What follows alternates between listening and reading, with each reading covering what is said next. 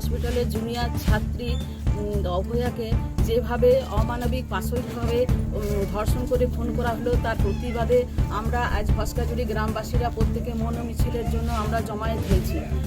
অতি দুঃখের সহিত জানায়, একজন ডাক্তার কত বহু মানুষের জীবন বাঁচায়, কিন্তু তাকে নীরবে এই কম বয়সে তাকে চলে যেতে হলো মানুষের অমানবিক অত্যাচারের জন্য।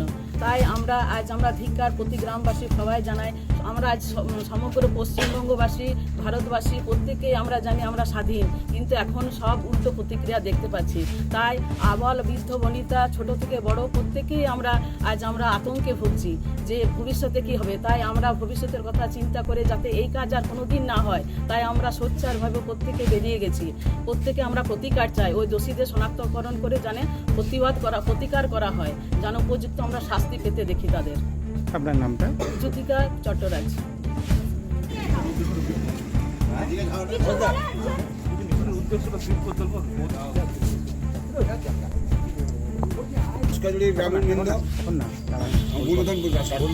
উল্টা হয়ে গেছিল। ঠিক আছে।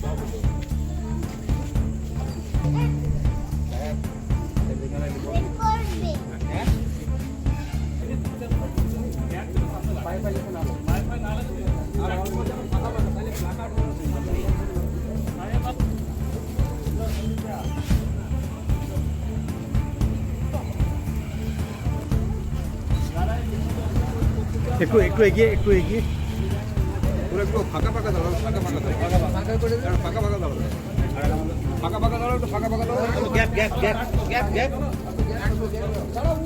ওটা পেছনে এটা পরে তুলছে।